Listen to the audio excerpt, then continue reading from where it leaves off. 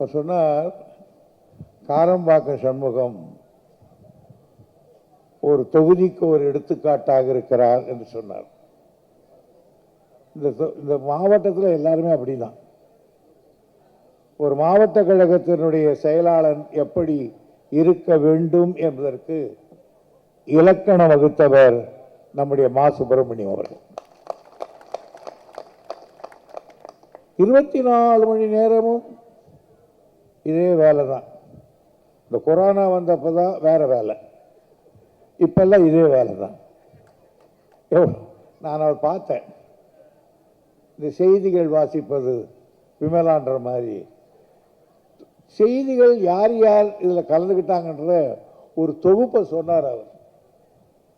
ஒரு மாவட்ட கழக செயலாளர் மாவட்டத்தில் நடந்த நிகழ்ச்சிகளை மனதிலே நிறுத்தி அதை தொகுத்து சொல்லுவதே ஒரு அழகு. அவர் தான் மாவட்ட கழக செயலாளர். எனக்கு எப்பொழுதுமே மா. சுப்பிரமணியத்தின் மீது எனக்கு அந்த பிரியம் உண்டு. அவர் இந்த பகுதியில் எல்லாரையும் வெற்றி பெற வைத்திருக்கிறார். அதற்காக என் பாராட்டு. அவருக்கு உறுதுணையாக நின்ற கழகத்தினுடைய தளபதிகள் அனைவருக்கும் என் பாராட்டு. இந்த பகுதியில் நம்முடைய கணபதி அவர்கள் பெரும்பாலான வாக்குகளை வாங்கி கொடுத்து இந்த தொகுதியிலே நற்பெயரோடு விளங்குவதற்காக அவருக்கும் என்னுடைய பாராட்டு. கலைஞருடைய 100ஆண்டு நிறைவு விழாவை நீங்கள் சிறப்பாக கொண்டாடுவதை பார்த்து நான் மகிழ்ச்சி அடைகிறேன்.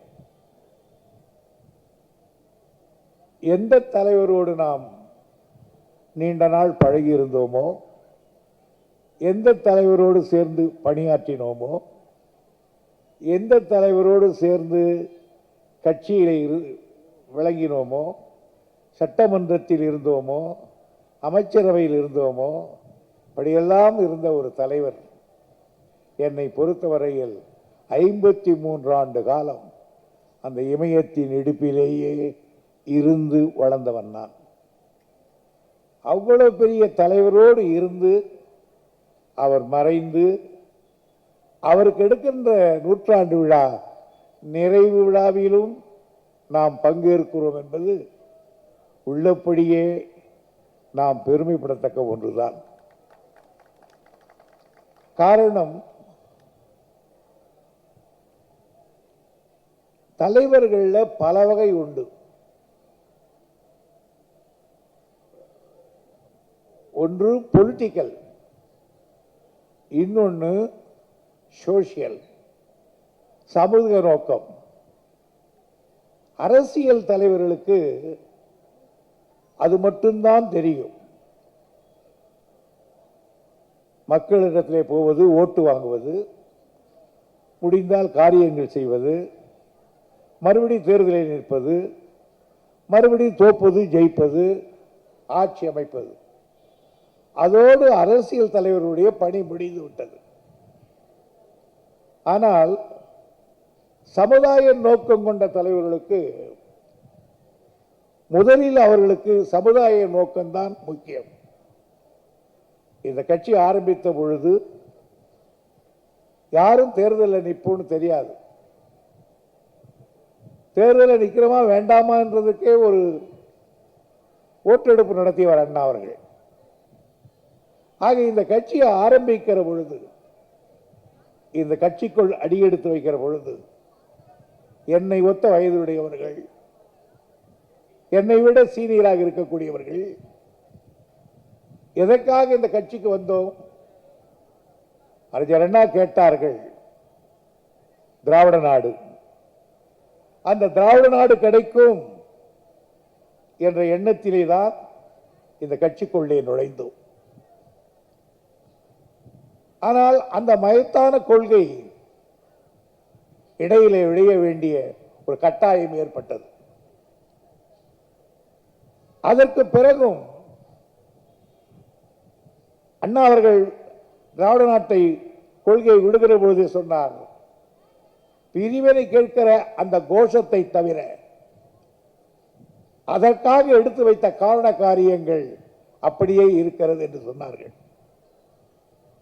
அந்த காரண காரியத்துக்காக அதை வேகமாக செயல்படுத்த வேண்டுமானால் ஆட்சி எந்திரம் நம் கைக்கு வர வேண்டும்.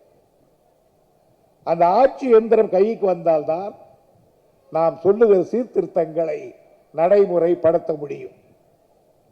நீண்ட நெடுங்காலமாக இந்த நாட்டுக்கு தமிழ்நாடு என்று பெயர் வைக்க வேண்டும் என்று பல நூற்றாண்டுகளாக கேட்டுக்கொண்டிருந்தார்கள். சங்கலிங்க நாடார் என்கிறவர் விருதுநகரிலே உண்ணாவிரதம் இருந்து இறந்தே போனார். அப்பொழுது கூட இந்த நாட்டுக்கு மெட்ராஸ் ஸ்டேட் என்றால் தான் தெரியும். எனவே இதை தமிழ்நாடு என்று சொன்னால் யாருக்கும் தெரியாது என்று சொன்னார்கள். நாம் அப்பொழுது திருப்பி கேட்டார் அண்ணா அவர்கள், இந்தியா என்றால் தான் உலகத்துக்கு தெரியும், அதை பாரத் என்று மாற்றிருக்கிறீர்களே எத்தனை பேருக்கு தெரியும் என்று கேட்டார்கள். ஆக அதே போன்று, ஆனால் அதை நிறைவேற்ற முடியவில்லை. பெண்களுக்கு சுயமரியாதை திருமணத்தை சட்டமாக்க வேண்டும் என்று 1000 முறை கேட்டோம். அதை செய்ய முடியவில்லை. இந்த நாட்டுக்கு இந்தி தமிழ், ஆங்கிலம் தமிழ் 2 தான் தேவை, இந்தி தேவையில்லை, இருமொழி கொள்கை போதும் என்று 1000 மேடையில் முழங்கினோம், மாநாட்டிலே பேசினோம், எடுபடவில்லை. ஆக இவற்றை நிறைவேற்றுமானால் ஆட்சி வேண்டும் என்று சொன்னார்கள். ஆக சமுதாய நோக்கு உள்ளவர்கள் கருத்தை நடைமுறைப்படுத்த ஆட்சி சக்கரம் வேண்டும் என்றார்கள். அந்த ஆட்சி சக்கரம் அண்ணாவுக்கு கிடைத்த பொழுது இந்த நாட்டுக்கு தமிழ்நாடு என்று பெயரிட்டார். உலகத்துக்கு தெரியாமலா போய்விட்டது? யார் யார் அன்றைக்கு எதிர்த்தார்களோ அவர்களெல்லாம் சட்டமன்றத்தில் அறிஞர் அண்ணா ஒரு வாலிபரை போல் நான் தமிழ்நாடு என்று சொல்லுவேன், நீங்கள் அத்தனை பேரும் வாழ்க என்று சொல்ல வேண்டும் என்று 3 முறை தமிழ்நாடு தமிழ்நாடு என்று அண்ணா அவர்கள் குரல் கொடுத்தார்கள். எல்லோரும் எழுந்து நின்று வாழ்க வாழ்க என்று சொன்னார்கள். ஆகவே ஆட்சி சக்கரம் இருக்கிற பொழுதுதான் நாம் நினைப்பதை நடத்துகிற முடியும். நாம் அதிகமான சமூக சிந்தனை உள்ளவர்கள். அதே போன்றுதான் சுயமரியாதை திருமணத்தை சட்டமாக்க வேண்டும் என்று கேட்டோம். ஆனால் அது நடக்கவில்லை. அண்ணாதான் அதை முடிவாக்கி காட்டினார்கள். இந்தி தமிழ் ஆங்கிலம் இருமொழி போதும் என்பதையும் சட்டமாக்கி விட்டார்கள். இந்த 3ஐயும் ஒரே நாள் செய்து முடித்துவிட்டு அண்ணா அவர்கள் சட்டமன்றத்தில் சொன்னார்கள், இதை மாற்றி எழுதுவதற்கு எந்த கொம்பனும் பிறக்க முடியாது தமிழ்நாட்டில் என்று சொன்னார்கள். இதுவரையில் எந்த கொம்பனும் பிறக்கவில்லை. இதை மாற்றி அமைக்கிற தைரியம் எவருக்கு ஏற்படவில்லை. அவருக்கு பிறகு அதிகமான சமுதாய நோக்கம் கொண்டவர் தலைவர் அவர்கள். ஆகவே ஒரு அரசியல் தலைவர் என்பதை விட அவர் கொள்கைகளை நடைமுறைப்படுத்த வேண்டும் என்பதற்காக ஆட்சியை பலமாக தேடினார் கலைஞர் அவர்கள். பெண்களுக்கு ஆண்களோடு சமமாக நடத்தப்பட வேண்டும் என்று நம்முடைய சுயமரியாதை கொள்கை. அந்த கொள்கையை நிலைநாட்ட பெண்களுக்கு சொத்தில் சம பங்கு உண்டு என்ற சட்டத்தை போட்டு காட்டினார். பெண்களும் சட்டமன்றத்தில் பாராளுமன்றத்தில் அவர்கள் அதிக இடங்களை பெற வேண்டும் என்று சொன்னோம். ஆனால் அதை இன்னும் நிறைவேற்றவில்லை. ஆனால் கையில் இருக்கிற சட்டம் பஞ்சாயத்து, அதில் 33% பெண்களுக்காக ஒதுக்கினோம். இன்றைக்கு போய் பார்த்தால் பல யூனியன்களிலே சகோதரிகள் தான் இன்றைக்கு அதை நடத்தி கொண்டிருக்கிறார்கள். பஞ்சாயத்து யூனியனை நடத்தி கொண்டிருக்கிறார்கள். ஆக இன்றைக்கு அவர்கள் நடத்தி கொண்டிருக்கிறார்கள். அதே போன்று பெண்களுடைய முன்னேற்றத்தில் கவனம் செலுத்த வேண்டும் என்பதில் அக்கறை கொண்டு பல திட்டங்களை நிறைவேற்றி காட்டியவர் கலைஞர் அவர்கள். உழுபவனுக்கே நிலம் சொந்தம், இருப்பவனுக்கே வீடு சொந்தம். இதை சொன்னோம். ஆட்சிக்கு வந்த பிறகு கலைஞர் அவர்கள் குடியிருப்பு மனை மசோதாவை நிறைவேற்றி காட்டினார்கள். அப்பொழுது சட்டசபையிலே மணலி கந்தசாமி இருந்தார். மணலி கந்தசாமி கம்யூனிஸ்ட் கட்சியிலே பெரிய புரட்சிவாதி. அவர் பல ஆண்டு காலம் தலைமறைவாக இருந்தார். அவர் தலைமறைவாக இருக்கிற பொழுது அவருடைய மனைவி கர்ப்பமாகிவிட்டார்கள். சில நேரங்களில் அப்படி வந்து போயிடுவார்கள் தெரியாமல். கோர்ட்டிலே கொண்டு போய் நிறுத்தி கேட்டார்கள், உன் கணவர் தலைமறைவாக இருக்கிறாய், நீ எப்படி கர்ப்பமா இருக்கிறாய் என்று கேட்டார். நான் எப்படியோ பெற்றுக்கொண்டேன் என்று சொன்னார். அப்படிப்பட்ட தியாகி அவர் சொன்னார், குடியிருப்பு மனை மசோதா, குடியிருப்பவனுக்கு அந்த இடம்தான் சொந்தம் என்பதற்காக நாங்கள் ரத்தத்தை சிந்தி இருக்கிறோம், சிறைச்சாலையிலே வாடி இருக்கிறோம். ஆனால் கொஞ்சம் கூட எந்த சிரமம் இல்லாமல் ஒரு சொட்டு மையிலே அந்த கொண்டு வந்தீர்களே, நீங்கள் தான் உண்மையான கம்யூனிஸ்ட் என்று கலைஞரை அன்றைக்கு பாராட்டினார்கள்.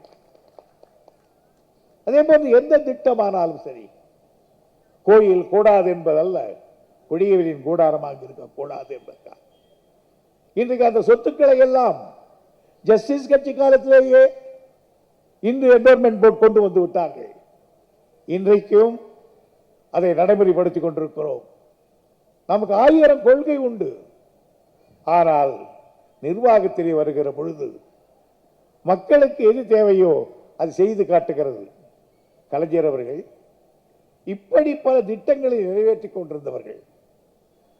தலைவரை போல் அதிகமான திட்டங்களை நிறைவேற்றியவர்கள் வேறு யாரும் கிடையாது. அதே நேரத்தில் அரசியலிலேயும் ஒரு ஆண் தன்மையோடு இருந்தவர் நம்முடைய கலைஞர் அவர்கள். கூட்டு வேலைக்காரன் நினைக்கிறியா என்ன, நான் உனக்காக காத்துக்கிட்டு இருக்கணுமா அப்படின்னு கேட்டார். கலைஞர் சொல்லுவார், அதுக்கு பிறகு அந்த வார்த்தையை கேட்ட பிறகு எனக்கு அந்த நாற்காலியிலே உட்காருகிற பொழுதே முள்ளின் மீது உட்காருவதை போல் உட்கார்ந்தேன் என்பார்.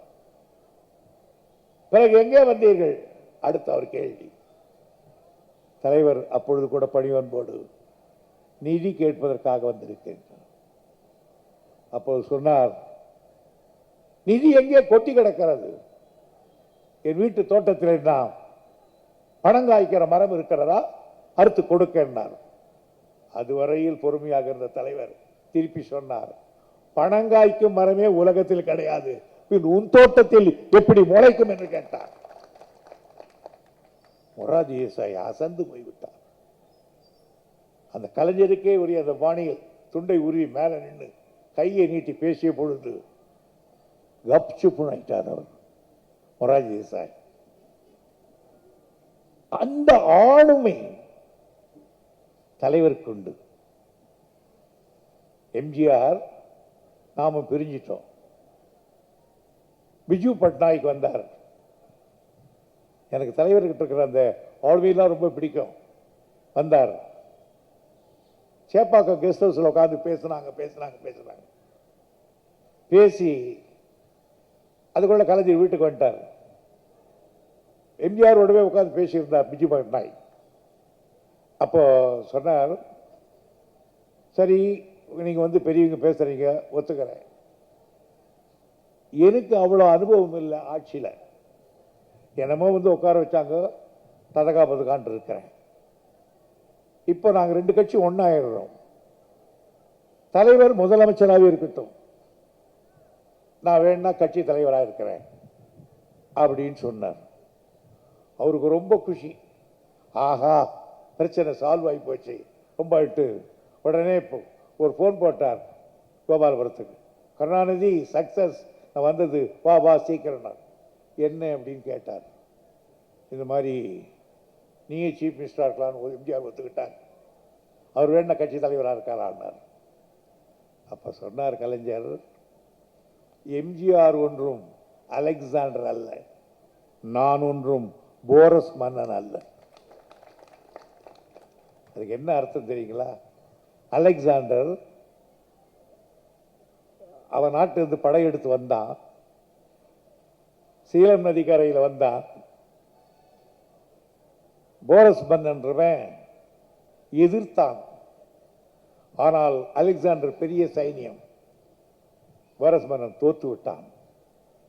அவரை கூட்டு வந்து உன்னை எப்படி நடத்த வேண்டும் என்று கேட்டான். அவன் என்னை ஒரு அரசனாக நடத்து என்று கேட்டான். போ, உன் ராஜ்யத்தை உனக்கு கொடுக்கிறேன் என்று அலெக்சாண்டர் சொன்னான். அது சொல்றார் தலைவர், அவர் என்ன அலெக்சாண்டரா, ஜெயிச்சிட்டு சீஃப் மினிஸ்டர் பதவியா அந்த எடுத்துக்கோ போ என்று சொல்ல, நான் அது ஏற்க என்ன போரஸ் பண்ணானா என்று கேட்டார். அந்த பிஜு பட்நாயக் அசந்து போயிட்டார். அண்ணா அடிக்கடி அவர் சொன்னார், அன்னைக்கு தலைவர் அண்ணா அடிக்கடிக்கு சொல்லுவார், தலையை வெட்டிட்டு சிம்மாசனம் வைக்க பார்க்கறாயான்னார். தலையை வெட்டிட்டு சிம்மாசனம் வைக்க பார்க்கறா எனக்குன்னார். அந்த ஆளுமை கேட்டார் சபையில் ஆண்டே, this is third rate government, உங்களுடைய third rate government. Is it government? No, it's third rate government, மூன்றாம் தர சர்க்கார். தலைவர் எழுந்தார், மன்னிக்க வேண்டும் ஆண்டே அவர்களே, நீங்கள் சொல்வதை போல் இது மூன்றாம் தர சர்க்கார் அல்ல, நாலாம் தர சர்க்கார். அசு சபரினம், ஆமாம், பிராமணன், சத்திரியன், வைசியன், சூத்தர் என்று சொல்வீர்களே, அந்த சூத்திரனுடைய ஆட்சி இது நாலாந்தர சர்க்கார். அந்த வேகம், அந்த சாதுரியம் வேற எவருக்கு வரும் என்று கருது. அவரை போல் அந்த ஆட்சி திறனை இந்திரா காந்தியை பார்க்க போறார். வாங்க, உங்களை தான் பார்த்துக்கிட்டு இருக்கேன், ஜனாதிபதி யாரை போடலாம், நீங்க யாரையாவது ஒரு பிராமணனை பார்த்து வச்சிருப்பீங்களா? ஆமா, ஆமா, நோ, ஒரு பிற்பட்டவங்களை போடுங்க. என் கட்சியில் யார் பிற்பட்டவன் இருக்கான்னா, உடனே தலைவர் சொன்னார், உங்க ஹோம் மினிஸ்டர் இருக்கார் ஜெயில் சிங், அவரை போடுங்க. Is a backward. அந்த அம்மாவுக்கு தெரியல, இஸ் எ பேக்வர்ட். தவானை கூப்பிட்டு கேட்டாங்களா, தவான் இஸ் பேக்வர்ட்? எஸ். பொற்கொல்லர். உடனே yes. Karunanidhi says it is good, yes, then appointed as president of India. அவர் நேராக வந்தார். நான் இவ்வளோ உயர்ந்தா என்ன பிரயோஜனம், என்னை தூக்கி வச்சு தலைவர் இல்லையா, எங்க எம்எல்ஏ கூட்டத்தில் பேசினார். அதே மாதிரி கடைசியா போனோம், மதியம் போய் பேசிட்டு வந்தார் ஜனாதிபதிக்கு. அண்ணா, இன்னைக்கு யாரை முடிவு பண்ணிருக்கீங்கன்னா, என்னையா எப்போ பார்த்தாலும் ஆம்பளைங்களே இருக்கிறது, ஒரு லேடிஸ் வந்தா என்ன ஆரம்பிச்சுட்டுங்களே உங்கள் தொழில் அப்படின்னு. நான் இல்லை யாரோ சொல்லியிருக்கேன். உடனே சோனியா காந்தி அது ஒத்துக்கிட்டாங்க. யாருன்னாரு, சாயந்தரம் கொண்டு பிரதிபா பட்டேலை சொன்னார். அதனால தான் அந்த பிரதிபா பட்டேல் அறிவிக்க உடனே டெல்லி இங்கே வந்து முதல் ஊர்வலத்தை கலந்துக்கிட்டாங்க. அது மாதிரி ஒரு இது இருக்கணும், அது எல்லாம் தலைவர்கிட்ட இருந்தது. அந்த தலைவர் கடைசியில் சொன்னாங்க, எமர்ஜென்சி ஒரு தீர்மானத்தை எழுதினார்.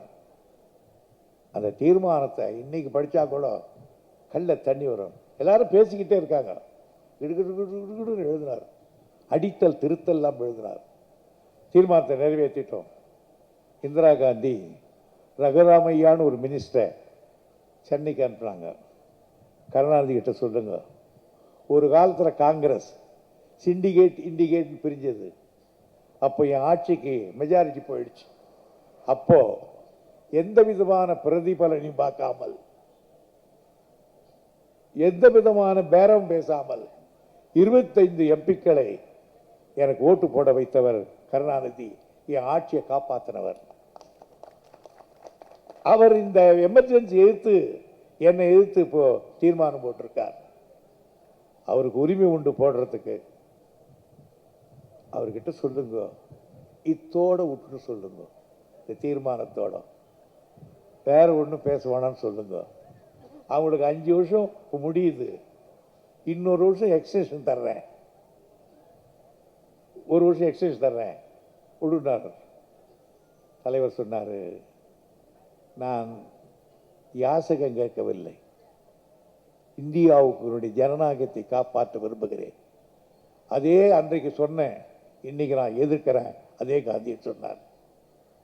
அதே இந்திரா காந்தி மறுபடியும் வந்து கேட்டவன் சொன்னார், மன்னிப்பு கேட்டால் தான் ஏற்றுக்கொள்வேன் சொன்னார்.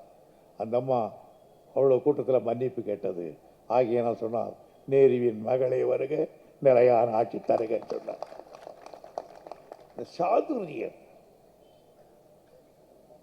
அத்தனை பேர் இருப்பாங்க சார். அப்பெல்லாம் நிறைய அந்த இந்த கூட்டம் என்டிஏ கூட்டம் அது இது நடக்கும். நான் கூட போயிருக்கேன். எல்லாரும் என்ன பேசினாலும் தலைவர் என்ன சொல்றார் அப்படின்றதான் விவரிப்பார். தளபதி கூட சொன்னேன், அப்பா அவ்வளோ பேரும் பேசுவான், ஆனால் எல்லாரும் உங்கள் அப்பா அப்பாவத்தை பார்ப்பான். அந்த மாதிரி நீ சர்வகட்சி தலைவர் போகிறல்ல, நீ பேசு, எல்லாரும் உன் முகத்தை பார்க்கணும், அந்த மாதிரி இட்டுவான்னு சொல்லுறான். காணிகிட்ட சொல்லுவேன், நீ அப்படி பார்த்துட்டு வா அப்படின்னு சொல்லுவேன். அதுக்காக தலைவர் வேகமாக பேச மாட்டார், பாயிண்டாக பேசக்கூடியவர். ஆகியா அப்படிப்பட்ட ஒரு தலைவர் அவர் கிடைச்சிருந்தார். உலகத்தில் நீ நினைச்சு பாருங்க, அரசியல்வாதி அவர் தான், தமிழறிஞரும் அவர் தான், சினிமாவிலையும் அவர் தான், நாடகத்திலையும் அவர் தான், சிறுகதையிலும் அவர் தான், கவிதையிலையும் அவர் தான், எதில் எடுத்தாலும் அவர் தான் முதல். சட்டசபையில் முதலமைச்சராக இருக்கிறதுக்கும் அவர் தான் முதல். பட்டு பட்டு நடிப்பார் கேள்விகள். சீஃப் மினிஸ்டர் முதல் கேள்விக்கு வர்றாரு. ஃபர்ஸ்ட் கேள்வி, நாப்தாவில் இருந்து என்னென்ன துணை பொருட்களை தயாரிக்கலாம் அப்படின்னு ஒரு கேள்வி. இவர் எழுந்து படிக்கிறார். ஃபர்ஸ்ட் அண்ணா இறந்ததுக்கு அப்புறம் ஃபர்ஸ்ட் கேள்வி அதான் சீஃப் மினிஸ்டர். 99 வகையான பொருள்களை நாப்தாவிலிருந்து தயாரிக்கலாம். அந்த 99 வகையான பொருள் என்ன என்று கேட்டால் 1 2 3ன்னு 99 பொருளையும் படித்தார். படிச்சுட்டு அப்படி உட்கார்ந்தார். தலைவருக்கு பின்னாலே ஒரு சீட்டு, இந்த ஆறுமுகம்னு ஒருத்தர், அரியலூர் ஆறுமுகம்னு, அவர் கையை தூக்கினார். மதிய ஸ்பீக்கர் ஆறுமுகம் அப்படின்னார். அவர் கேட்டார் கேள்வி, நாப்தாவிலிருந்து என்னென்ன துணை பொருட்களை தயாரிக்கலாம்னா, அதுதான் மெயின் கேள்வி. 99 வகை சொல்லலாம்னு சொன்னார். படித்தார். இவர் அதே கேட்கிறார், நாப்தாவிலிருந்து என்னென்ன துணை பொருள் தயாரிக்கலாம். தலைவர் கூறாக சொன்னார், காது கேட்கும் கருவி செய்யலாம்.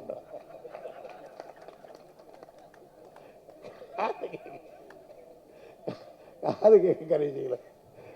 அந்த படிக்கவே முடியாது. தப்பு சப்பு சப்பு சக்கு நடிச்சிடுவாங்க. நான் எண்ணி பார்க்குறேன்னு, ஐயோ என் காடு எண்ணி பார்க்க. அது ஜெயிப்பார். ஜெயிச்சோன்னா அவருக்கு என்ன தெரியாது, இந்த காசெல்லாம் உள்ளபடியே சொன்னது. நான் தலைவரோட இருந்துவேன், அவருக்கு சில்லறையாக கூட படுறது என்னவே தெரியாது. நாங்களும் எண்ணி கொடுப்போம். உடனே எல்லாருக்கும் 10 10 20 30 40 50 சுற்றி இருக்கிறவங்கெல்லாம் கொடுத்துடுவார். அவர் சொல்லுவார், இந்த சீட்டு இடத்துல கார் வாங்கினியான்னு. என்எஸ்கே விட்டாரா, கருணாநிதி வா சீட்டு ஆடலான்னு. ஐயோ என்கிட்ட காசு இல்லைண்ணா, நான் வேணா கடன் தரேன் வேணா, சரி கொடுன்றான். அங்கே எல்லாருக்கிட்டையும் ஜெயிச்சுட்டாரான். இவர் எவ்வளோ ஜெயிச்சேன்னு கேட்டாரான். 25,000 ஜெயிச்சேனாரான். என்எஸ்கே அது கொடுன்னு வாங்கி அவர் 10,000 போட்டு அவருக்கு ஒரு கார் கொண்டாந்து விட்டார். அதான் ஃபர்ஸ்ட் கார். அது மேலே ரம்மி ரம்மின்னு எழுதிடலாமே நான் தலைவர்கிட்ட. அது மாதிரி ஒரு தலைவர் உள்ளபடியே சார், அவர் மாதிரி ஒரு தலைவரை நான் பார்த்ததில்லை. அது மாதிரி இறக்கப்படுறவர் நீங்கள் பார்க்கல. நான் தான் தலைவர்கிட்ட அடிக்க சொல்வேன், ஒரு தொண்டன் எப்படி இருக்க வேண்டும் என்பதற்கு நீங்க தான் உதாரணம். ஒரு தலைவன் எப்படி இருக்க வேண்டும் என்பதற்கும் நீங்க தான் உதாரணம். எப்படியா ஒரு தொண்டன் எப்படி இருக்கணும்ன்றதுக்கு தலைவருக்கு ஒரு நாள் இந்த ஒருத்தர் ராஜாமணின்னு ஒருத்தர் கடைநல்லூர்காரன், தலைவருக்கு ரொம்ப வேண்டியவன், எப்போ வந்தாலும் வந்து சண்டை கடை போட்டுக்கிட்டு இருப்பான். அன்றைக்கி நானும் தலைவர் தான் போனோம் ஆஃபீஸுக்கு. அவர் தலைவர் அன்றைக்கி டல்லாகவே இருந்தார். உள்ளே நுழைஞ்ச உடனே தபான்னு உள்ளே நுழைஞ்சிட்டான். ஆயுன்னு என்னென்ன படப்பட கத்தின்தான். இவர் டக்குன்னு கோவம் வந்துடுச்சு. நிறுத்துறா, என்ன நீ பெரிய சீமான், உன்னை பற்றி எல்லாம் தெரியும் போ அப்படி இப்படின்னு இவர் கொஞ்சம் வேகமாக பேசிட்டார். அவன் அழுதுகிட்டே போயிட்டான். இவருடைய உட்கார்ந்தார் ரொம்ப நேரம்.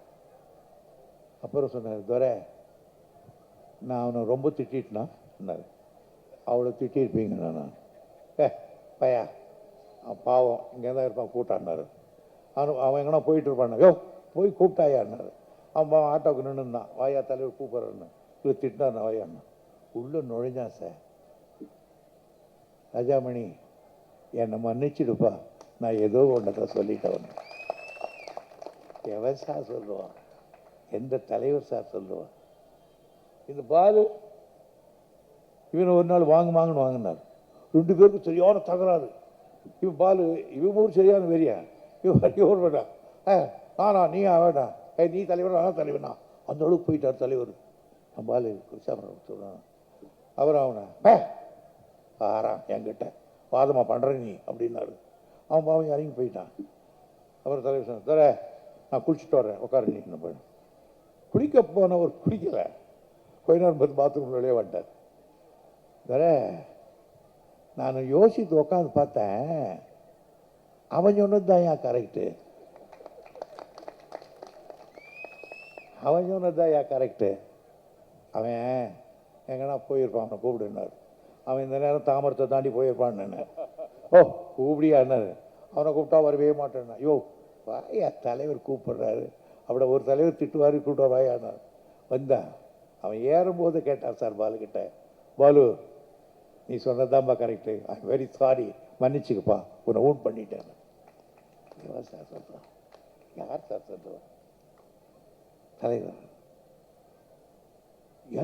எந்த யார் எங்கே இருந்தாலும் நொட்டில் பிடிச்சிடுவார் சார். காரில் போயிட்டே இருப்போம். அந்த எதிரில் ஒரு மரம் இருக்கும் பார்த்தீங்கன்னா தெரியும். அப்போ இந்த கேட்டில் வருவார் அவர். அந்த மரத்தோட ஒட்டிக்கிட்டு இருந்தான். மரத்தோட கார் போனோன்னு டக்கு நிறுத்தார். அந்த மரத்தில் ஒட்டிக்கிட்டு ஒருத்தர் நிற்கிறான். அவனை கூப்பிட்டுட்டார். கூப்பிட்டோம். ஏன் முத்துங்க நிற்கிற அப்படின்னார் அவர். நான் வந்தேன் பார்க்கலாம்.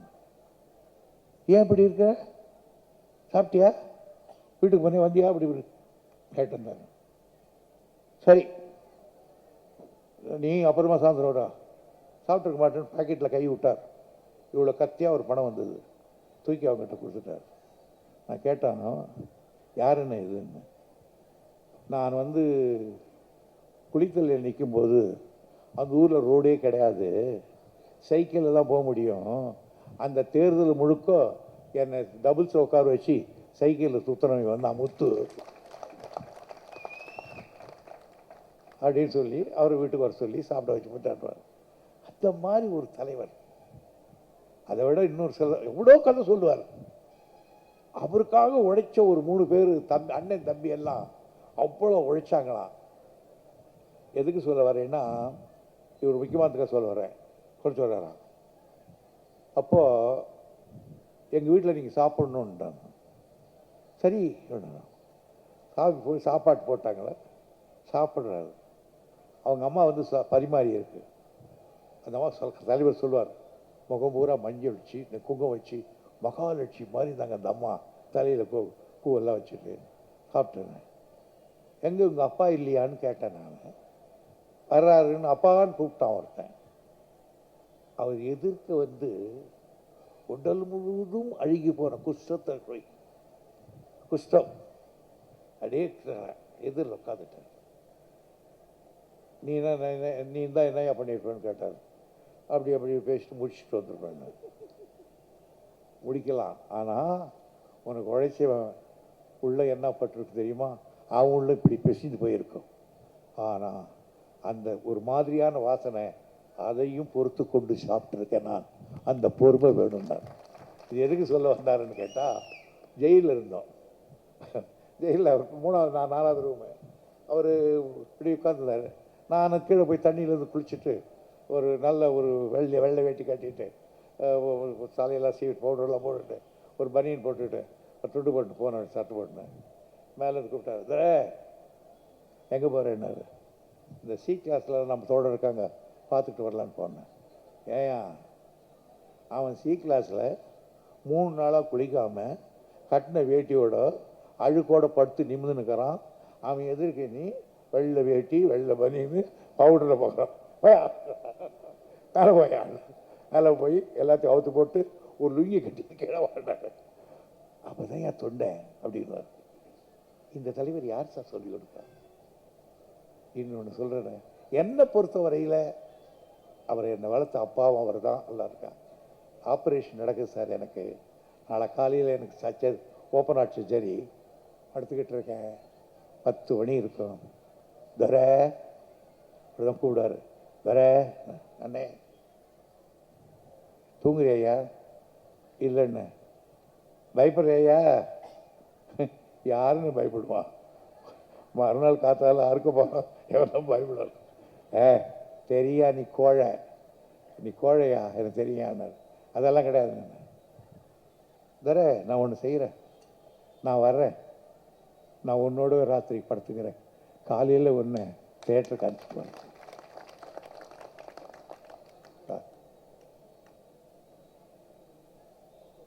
அது என் நெஞ்சில் சார் இன்னைய வரலையும் அந்த தலைவரை நினைக்கிற பொழுதெல்லாம் என் கண்ணில் தண்ணி கொட்டு சார்.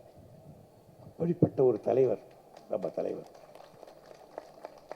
அவர் மாதிரி ஒரு பாசமுள்ள தலைவரை பார்க்கவே முடியாது. எல்லாரையும் கேட்பார் சார். ஒரு சின்ன விஷயம்னா கூட கேட்பார் சார். என்னையா நீ என்ன சொல்ற, நீ என்ன சொல்ற, நீ என்ன சொல்ற? அந்த டிரைவரை கேட்பார், நீ என்னடா சொல்ற? இல்லை அப்படி சொல்றாங்களே, நீ என்னடா சொல்ற? அரசியல் ஏற்ற குறைக்கலாம். அந்த செயல்மணியை கேட்பார், போறவரெல்லாம் கேட்பார். ஆனால் சில நேரங்கள் அப்படியே போயிருப்பார். நான் அவர் பொன்முத்துராமலிங்கம் 3 பேரும் கோட்டைக்கு போயிட்டு இருக்கோம். பொன்முத்துராமலிங்கம் அப்போது ஃபுட் மினிஸ்டர். அங்கே போய் கவர்னர் ரூமில் உட்காந்தோம். சீஃப் செக்ரட்டரி கூப்பிடுன்னாரு. சீஃப் செக்ரட்டரி வந்தார். அது ஏதோ ஃபுட்டில் கொஞ்சம் தகராறு. அது என்ன 2 பேரும் பேசி முடிவு பண்ணுங்களேன்னாரு. அந்த செக்ரட்டரி சீஃப் செக்ரட்டரி கொஞ்சம் திமிரு பிடிச்சவன். பொன்முத்துராமலிங்கத்தை பார்த்து இதெல்லாம் பாலிசி உங்களுக்கு தெரியாதுன்ட்டான். பொன்முத்துராமலிங்க கோவம் வந்துடுச்சு. என்ன பாலிசி தெரியும்? நீ வெறும் எம்ஏயா? நான் எம்ஏக்கு மேலே பிஎல் படிச்சுவேன், எம்ஏ பிஎல் படிச்சுவேன். என்ன பாலிசி தெரியும்னு அவன் என்னமோ சொல்லிட்டான் சீஃப் செக்ரட்டரி. அது வரலையும் அந்த பென்சிலை இப்படி உருட்டிக்கிட்டு இருந்தார். நான் உட்காந்துனேன். அப்படி சொன்னோடனே தலைவர் சொன்னார், என்ன சொன்ன அப்படின்னாரு அந்த சீஃப் செக்ரட்டரி. என்ன சொன்ன? அந்த குரலையும் ஒரு மாதிரியா இருக்கும். தானே அப்படின்னா, is not only my minister. English தான் சொன்னார். Ponmuthuramalingam is not only my minister, is அவர் கமாண்டர் ஆஃப் த பார்ட்டி. பிவார் அப்படின்னு போட்டு அடிச்சா இருப்பார். அது பென்சிலை தூள் தூள் ஆயிடுச்சு சார் பென்சில். வேற வாயா. நண்பர்களே, தன்னுடைய மந்திரியை கொஞ்சம் பேசிட்டான்றதுக்காக ஒரு சீஃப் செக்ரட்டரியை 12 மணி நேரத்துக்கெல்லாம் தூக்கி எறிஞ்சிட்டார். அந்த மாதிரி தலைவர். யாரையும் விட்டு கொடுக்க மாட்டார். கட்சிக்காரனை விட்டு கொடுத்தார். அப்பேற்பட்ட ஒரு தலைவர் இனி இந்த உலகத்தில் தோன்றுவாரான்னு தெரியாது. ஆனால் அவரோடு வாழ்ந்தோம், அவரோடு படிச்சிருக்கோம். எத்தனை அப்படியே சொல்லிக்கிட்டே இருப்பான். கதை கதை கதையா கதை கதையா. ராமச்சந்திராவில் படுத்துக்கிட்டு இருந்தார். ஒரு நர்ஸை கூப்பிட்டாரு 3 தரம். போய் நான் காதில் என்ன கேட்கல போயிட்டாப்புல. இது மறுபடியும் கூப்பிட்டாரு. ஏம்மா உன் பேர் காவேரியான்னாரு. ஏன் சார்னா? தண்ணி தண்ணின்னு கேட்கற கொடுக்காம போயின்னு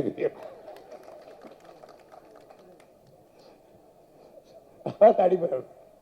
அந்த மாதிரி அவருக்கெல்லாம் விட்டடிக்கிறது. அறந்தநாய் கேட்டாங்க, மதுரை மீனாட்சி அம்மன் சொத்து மதிப்பு என்னன்னா, அது சொன்னால் காஞ்சி காமாட்சி கோவம் வரும், பேசாம உட்காருங்க. அந்த மாதிரி ஒரு தலைவர் முடியாது. அதனால அப்பேற்பட்ட ஒரு தலைவரோடு நம்ம வாழ்ந்தோம், இருந்தோம், அவரோடு விளையாடணும், பேசணும், கோபத்துக்கு ஆட்பட்டிருக்கோம், மகிழ்ச்சிக்கு ஆட்பட்டிருக்கோம், எல்லாத்துக்கும் ஆட்பட்டிருக்கோம். அந்த தலைவருடைய விழாவில் நாம் கலந்துக்கிறது இருக்கோம். ஒன்றை வச்சுங்க, இனி நாமெல்லாம் அவர் வாழ்ந்த காலத்தில் வாழ்ந்தோம். இது ஒன்று தான் சார் நாம் பெற்ற பலன் இது ஒன்று போதும் ஒருத்தர் இவருவா என்று கூறி வாய்ப்புக்கு நன்றி தெரிவித்து விடைபெறுகிறேன். நன்றி, வணக்கம். ஊடகம் கார்ப்பரேட் அரசியல்வாதிகளின் கைப்பாவையாக அடிமைகளாக இருந்தது போதும். இனி சாட்டை எடுத்து சுழற்றும் நேரம் வந்துவிட்டது. ஊடகம் பொதுமக்களாகிய உங்களுக்காக உங்களாலேயே இயக்கப்பட வேண்டும். ஊடக சுதந்திரத்திற்காக உங்களின் பங்களிப்பை இன்றே அளித்திடுங்கள்.